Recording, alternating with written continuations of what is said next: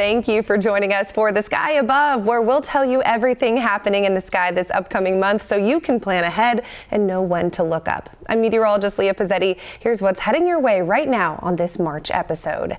This month's full moon will bring a lunar eclipse, what the blood moon is expected to bring this month. Plus, a new season is upon us. Spring is in the air. How our Earth's rotation plays a role.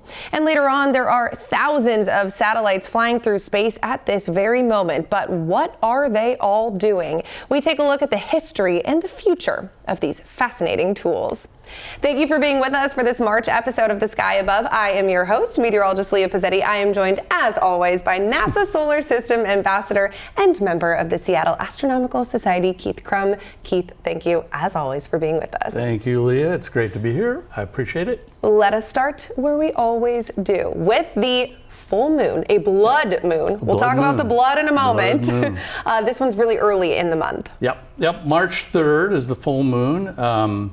It is called the worm moon and the blood moon, but this month it's the worm moon, and it's also known as the sore eyes moon by the Dakota people. Where might that come from? Yeah, so the way I understand it is, in March, the sun probably comes out more and it's reflecting on the snow and it's making sore eyes. That's what their story is. That makes sense. Okay, So full moon is March 3rd, so early in the month, 3:38 a.m. That's we'll also have that eclipse we'll talk about in a moment, but the new moon is March 18th. Of course, the new moon is the time that astronomers love to look up at the dark sky. So take note of March 18th for anyone who wants to try to do some sky viewing, which we'll talk about in a moment, but let's talk about the total lunar eclipse, the night of that full moon, March 3rd. Right. Let's first go through the timing of when it will hit maximum. So woohoo, we got it all here. Maximum is 3:33 a.m. So it'll start in the penumbral stage, which is where part of the sunlight is hitting the moon, and it's not fully eclipsed yet. So you'll start to see it moving into the shadow. Okay. And as it goes around, it'll then become a full eclipse, like the picture previously. Yep. And it'll be that blood moon. The blood moon being the sort of like a sunset on the moon. The blue light is reflected off, and the reddish light comes through the atmosphere and makes it red. So you have to pull an all-nighter for this one. Midnight to 6 a.m. Get up early, stay up all night. I don't know. Yeah, if you want to see the whole thing, you're up all night. Okay, so that's good luck to everybody finding a time to nap that day. Okay, so let's talk about how this works. You have your lovely props, of course. Okay, it would not be a Keith education lesson without a prop. And just to give it, I think the visual is so important for eclipses. Okay, so we have an eclipse, but what does that mean? So here's Earth, obviously. So you're pretty well dressed to be the sun. Okay, I'll be the sun. So as the Earth turns, and it appears that the moon is moving around. I mean, the moon is moving around, but as the Earth turns, it'll be rising, and then as it comes around this direction from our reference, it will see part of the sun coming through here, and you'll see a partial eclipse. Okay. Then as you come around this way, all the way to the other side of the moon, that's when you'd have your full moon. Okay. Now, but it's blocked entirely by the Earth. Okay, that line, that perfect line right there. Yep. And then you come back around to this side, and again you start emerging the other side of the partial eclipse, and then around this way. Okay. This area right in here where it's full eclipse is an hour. Okay. And that's that early morning time frame, right? Yep. It's roughly 3 a.m. to 4 a.m. Okay. With 3:33 being when it's straight in a line with the sun and the Earth. Okay. And let's talk about the blood. Yeah. It's called a blood moon. I feel like it sounds, I don't want to say self-explanatory because it's obviously not blood, but it looks that blood red. Where does this color come from? Well, you get that from the sunlight coming through the atmosphere, with the blue light coming off, being reflected away, and the longer wavelength red light making it through the atmosphere and then giving it that color. Okay. Kind of like a sunset. Okay, good information. Now let's talk about something that I personally cannot believe. Winter feels like it didn't even happen, but winter is now winding down. March brings the start of a new season. Spring is here. Spring is in the air. The morning of Friday, March 20th. And let's talk about that and spring and the seasons. And we have our, two equinoxes every year. How does the rotation play a role in that? Well, I think we can use this one. Perfect. So, so the Earth is going around the sun, obviously. And as we go around the sun, when we're here, tipped away from the sun, you can be the sun. Yep. It's winter, right? So as the Earth goes over there, it's still at the same tip, but it's not tipped as far away. So that's when you get to the equinox. Yep.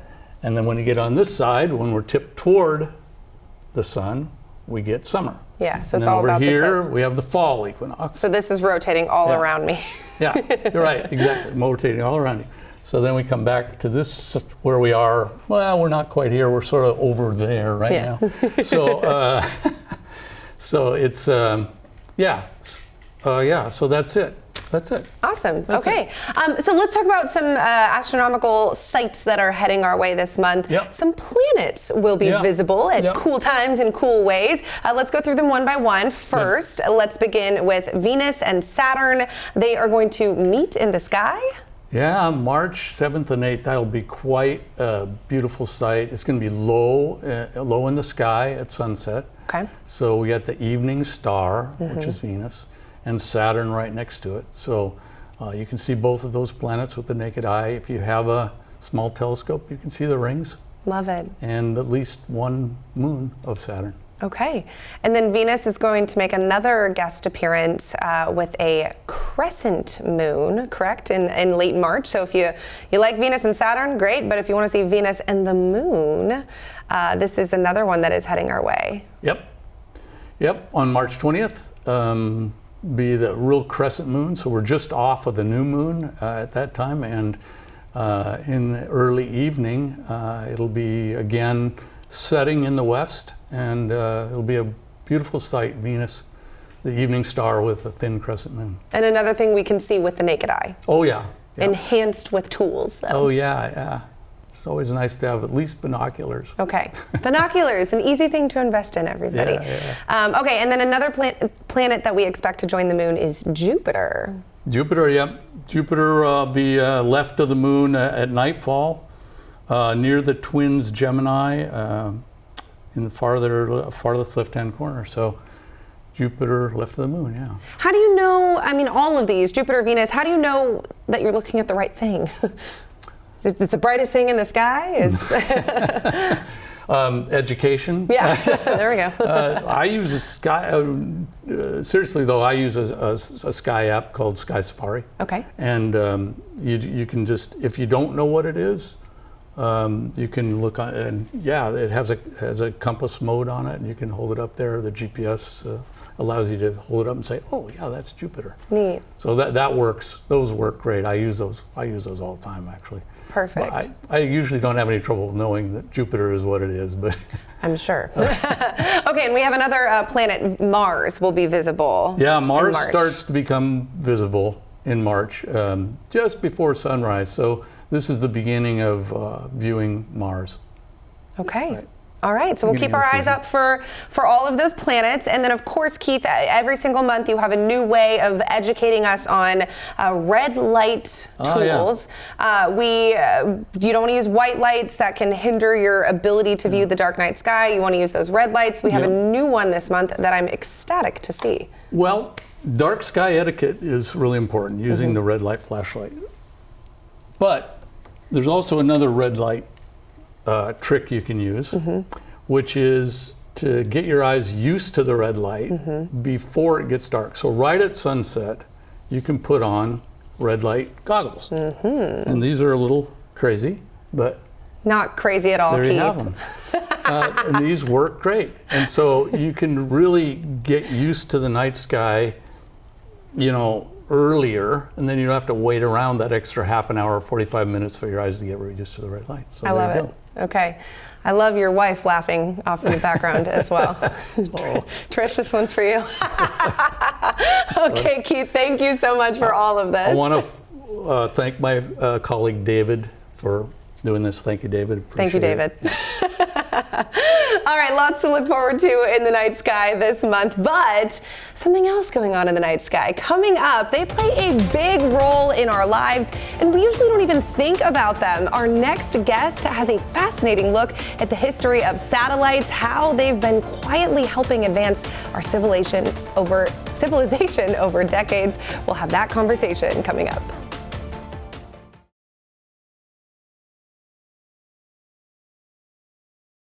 Welcome back to The Sky Above. Do you know how many satellites are in the sky right now?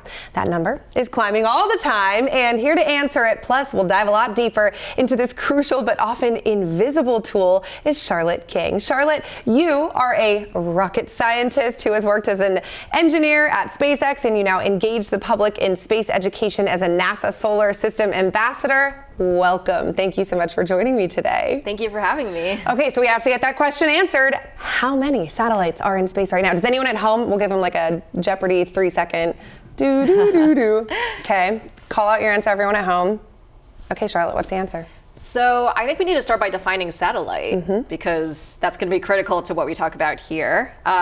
So if you consider a satellite as any object that orbits the Earth, you're actually going to catch a lot of things that aren't serving any operational purpose today.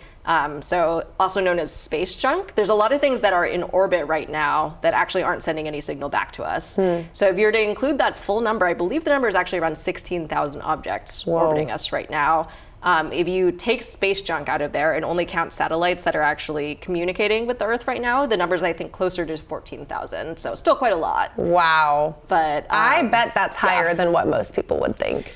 Probably, yeah. And a lot of that has been launched in the past 5 or 6 years, just with the proliferation of satellites as a communication tool. So very excited to talk about that with you here today. And we rely on them so heavily with our phones, GPS communications. There's just so many ways that satellites serve us, and people don't even think about them. So let's dive deeper. We'll get to some of that current event stuff and talk about those 14,000 in a moment. But let's start at the beginning.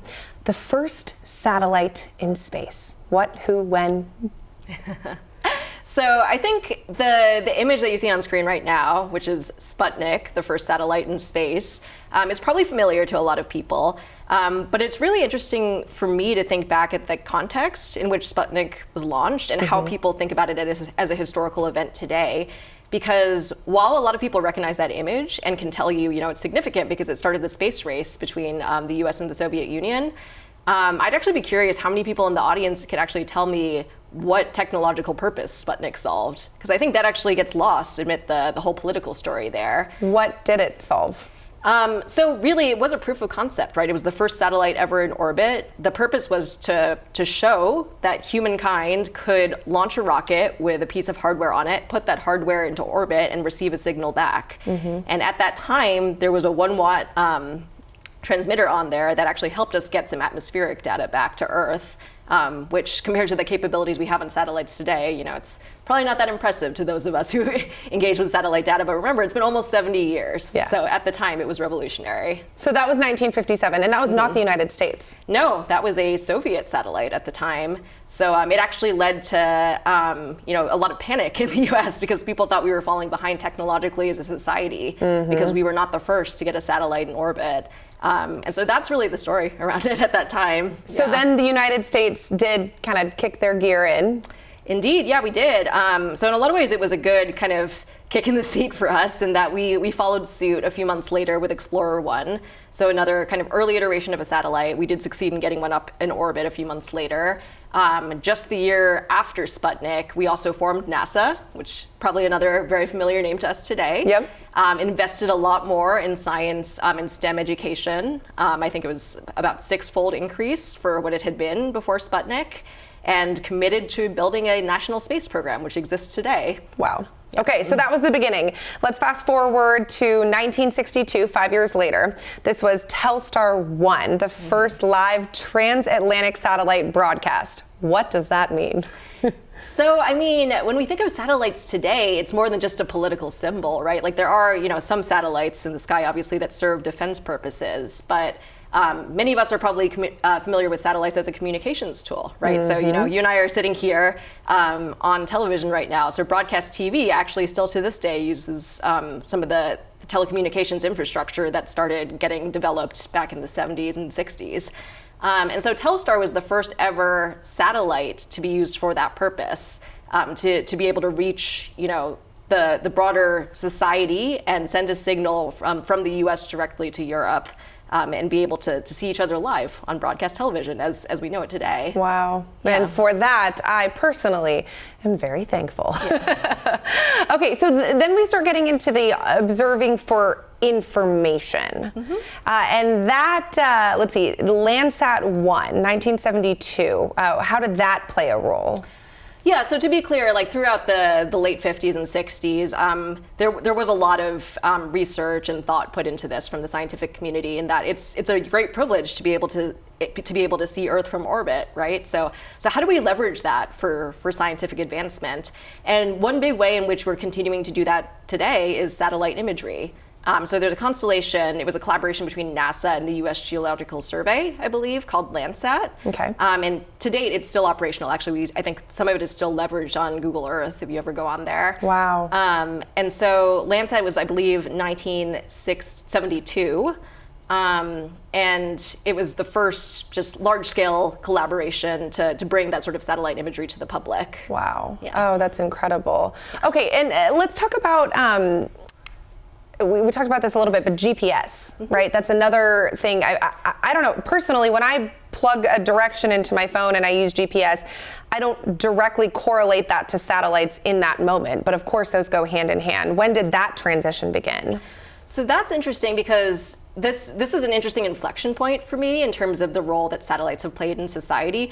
GPS was actually conceived of in the 70s originally as a military technology, right? And you can think of how there's obvious defense applications for a technology like that lets you sense your location in real time. And then the idea to roll it out to the public, because there could be so many uses for it, right? Like navigating in your car or wherever else before smartphones were invented. Right, I guess smartphones weren't around at that time. Yeah, so that became more of the conversation in the 80s. And so that's a really interesting inflection point for me, because just like you said, like that's me or whatever person is using a GPS satellite utilizing space technology without going out and saying, hey, I'm going to go use space technology today. Right. It just enables our daily lives. What a wild thing. Like everybody, anytime you grab your phone and you use your GPS, you are using space technology. I just think that's such an interesting way to look at it. Okay, so 1993, GPS became operational. So that was when the constellation was completed, and there's a lot going on in the background here. So as you can imagine, a military technology doesn't get released to the public overnight. Right. There was kind of a lot of gradual rollout, where first it got introduced with like specific limitations on how accurately the general public could view it as. So like there was a limitation of 100 meters accuracy at first, and then that gradually got lifted, and now GPS is as accurate as you can see it today. Yeah. So that was kind of what was going on in the 90s. Oh my goodness. Yeah. My mother always says, Leah, you need to know how to get places without your GPS. And my generation, we were raised on having a phone available. Now we rely on it. Okay, and you use the term constellations. I think of constellations as stars in the sky, but not always stars in the sky. You have a different definition of them. No, generally when we talk about a constellation of satellites, it's a group of satellites that have been specifically designed as a system that works together to achieve a common goal. So for example, we talked about Telstar. That was a single satellite that got sent into orbit for the purposes of broadcast. It was just one piece of hardware. Now, GPS being the example we were talking about, this was multiple satellites. So I mentioned in 1993, the constellation was complete. There were multiple launches that had to take place over multiple years to complete this group of multiple satellites designed with this end goal in mind of all of them working together to achieve the right coverage. Yeah. Oh my gosh, so interesting. Okay, and then this is a new term that you taught me. Early lower Earth orbit, LEO, constellations in 1997. What kind of transition did this spark? Yeah, so So yeah, it's interesting, like just philosophically, how we got here in the 90s, right? Because we got to a point where satellites were starting to impact people's daily lives, not just for military or scientific purposes. And then that led to the launch of the first Leo constellation in the late 90s. Just kind of the idea that satellites could be used as universal communication tools. So many of you have probably heard of a satellite phone. If you haven't, it's probably because like we don't all carry those around these days. But that was a technology that came out in the 90s, just leveraging the fact that if we launch enough satellites into space, we can actually create a universal network. So like even if you're out of signal of a cell tower or any traditional terrestrial network, you can call someone from anywhere in the world on a cell phone, on a satellite phone rather. And so that was a technology that was proven out in the 90s with the launch of the first low Earth orbit constellation. So the reason for that, and I'm getting a little bit technical here, so do it, get technical. So the reason for that is if you think about how far a satellite is from the Earth, early satellites were in geostationary orbit. So this is like 36,000 kilometers above the Earth. And the advantage of that is that the position that they're in relative to the Earth stays fixed. So if I launch it and it's above me right now in Seattle, it's always going to be in that position. Okay. Low Earth orbit is a different story. Yep.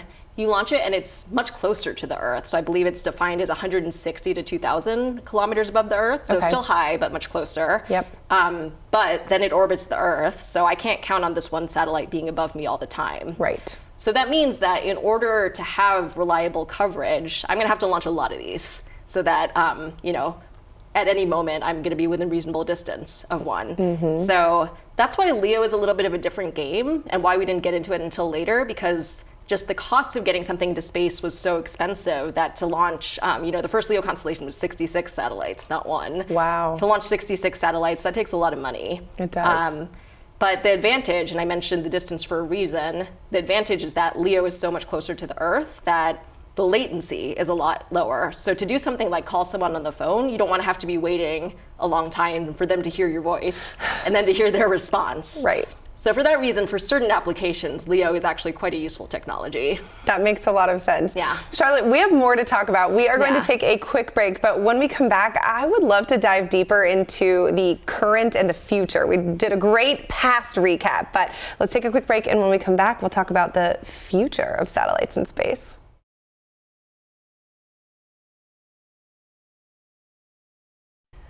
Welcome back. Charlotte King is still with me. Okay, I think a word that many people know is Starlink. When did Starlink begin, and what did that do for the change of satellites in the current? Yeah, I think it's something that'll resonate quite a bit with the viewers here, actually, because most recently Starlink was actually featured in several Super Bowl commercials. Go Hawks! So if you've watched popular sporting events, it's starting to just infiltrate daily life more and more. But yeah, so before the break, we were talking about just Leo constellations and how that's really enabled new applications. And the latest of that is Starlink being able to just serve as your home internet connection, or serve daily uses like providing in-flight Wi-Fi. That was another thing advertised during the Super Bowl. And so really what's enabled that is scale, in one word. And what that means is we've been able to get over 9,000 Starlinks up there in the past few years, which is crazy. The first of those launched in 2019. It's a kind of a date near and dear to my heart because I actually sat on console in SpaceX for a few of the early launches of this technology. But yeah, since 2019, they've been getting those up there. And that's the future. Yeah, and just being able to scale a constellation to that degree. And the advantage of being able to launch that often is you get to iterate, right? You see what worked, what didn't, what could be improved, and you get to launch again a few days later now, these days. Wow. So we started this conversation with how many satellites are in space. Those Starlink satellites make up a majority. Yeah, more than half. Wow. Okay. Yeah. All right. Well, it is only up from here, I am sure. Charlotte King, thank you so much for your expertise and insight. That was a fascinating conversation. And thank you all for being with us for this March episode of our monthly astronomy show, The Sky Above. I am your host, meteorologist Leah Pizzetti. We will be back with you next month for a brand new episode discussing everything flying through the sky so you know when to look up.